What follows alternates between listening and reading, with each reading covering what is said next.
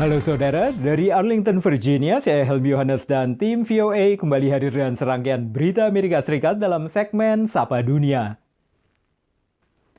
Saudara, jumlah kasus COVID-19 melonjak di Amerika Serikat dengan peningkatan lebih dari 45.000 kasus yang terkonfirmasi Sabtu kemarin. Lonjakan kasus terjadi terutama di negara bagian Texas, Arizona, dan Florida. Data menunjukkan setidaknya 29 negara bagian Amerika mengalami kenaikan kasus COVID-19.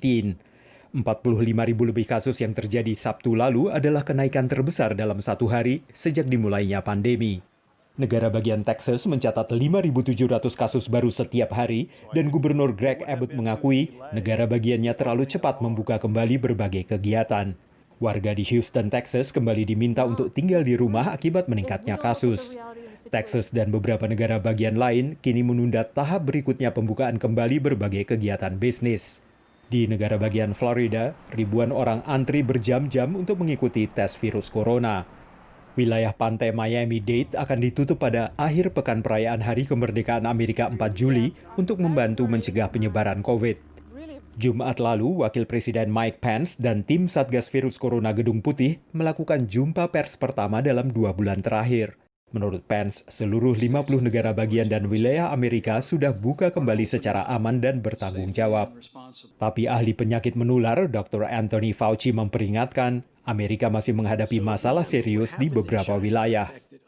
Ia juga memperingatkan bahwa setiap warga punya tanggung jawab bersama kepada masyarakat untuk mengakhiri pandemi ini. Sementara itu, Wakil Presiden Mike Pence menunda acara kampanyenya di Arizona dan Florida karena harus sangat berhati-hati terhadap lonjakan virus corona di kedua negara bagian itu, menurut juru bicara tim kampanye Trump. Hingga hari Minggu tercatat lebih dari 125.000 warga Amerika meninggal dunia akibat COVID-19 dengan jumlah kasus mencapai 2,5 juta lebih. Perusahaan teknologi Tiongkok Huawei sudah lama disorot Amerika karena dituduh bersinergi dengan pemerintah Tiongkok dan memata-matai penggunanya. Presiden Trump telah menandatangani undang-undang yang melarang infrastruktur jaringan telepon buatan Tiongkok. Tapi masalahnya, banyak penyedia telekomunikasi di pedalaman Amerika sudah terlanjur memakai perangkat Huawei. Ketika didekati Huawei pada tahun 2013, Jim Kehl, CEO perusahaan operator telekomunikasi lokal di pedalaman Pennsylvania, agak enggan menanggapinya. Namun, harga yang ditawarkan perusahaan teknologi seluler tersebut 3 kali lebih rendah dibandingkan pesaingnya, dan Kehl bisa menghemat hingga ribuan dolar. At the time there were some questions or concerns about security. It's what we started hearing as we looked into it. But based on what we checked out, there was no evidence that there was any security threat. Maret lalu, Presiden AS Donald Trump menandatangani Undang-Undang Secure and Trusted Communication yang lebih dikenal dengan Rip and Replace atau mencopot dan mengganti perangkat komunikasi dari perusahaan Tiongkok yang masuk daftar hitam karena alasan keamanan nasional. Huawei masuk daftar tersebut. Huawei membantah melakukan kesalahan dan menyatakan tuduhan tersebut kurang bukti. Ahli keamanan menekankan pentingnya berwaspada pada perusahaan yang beroperasi di bawah sistem politik Tiongkok. It's very hard to find evidence. That's the problem with subtle sabotage, especially in software. That in the end, when you have so many bugs in code, how do you know which are bugs and which are, say, bug doors, sabotage disguised as a bug? Kyle memperkirakan butuh waktu setahun dan $600.000 Amerika untuk mengganti semua perangkat Huawei. Pemerintah federal telah menyetujui dana $1 miliar untuk mencopot dan mengganti perangkat di seluruh Amerika. Namun Komisi Komunikasi Federal memperkirakan butuh $2 miliar untuk menuntaskan program ini. Demikian laporan tim VOA. Pembatasan sosial sudah dilonggarkan di berbagai wilayah Amerika, tapi banyak warga tetap memilih layanan yang minim kontak dan rendah risiko, seperti layanan tanpa turun atau drive-thru. Dalam kenormalan baru, layanan ini dimanfaatkan berbagai kegiatan, mulai dari amal, usaha, bahkan hingga suntik botox. Mulai bursa kerja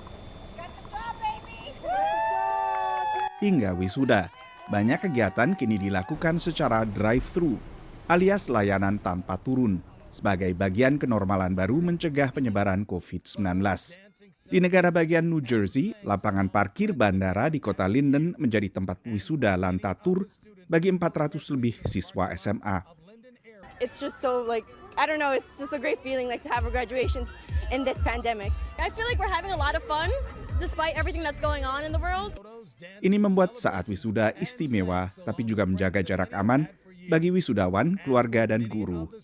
Sementara di Miami, negara bagian Florida, layanan suntik Botox beralih sementara dari kantor dokter ke layanan drive-thru. I was going through the COVID-19 testing line down the block at one of the parking lots where they were doing the drive-through finger stick testing. And I thought, I could easily do Botox like this, and then I mentioned it to my wife, mentioned it to my sister-in-law, the manager of the practice, let's try it. Hari pertama ia menawarkan suntik Botox Lantatur, 8 pasien langsung mendaftar online. The areas that we inject Botox are the upper face, exactly the parts of the face that aren't covered by the mask. So it's really ideal. Here, so you can wear the mask, get the treatment.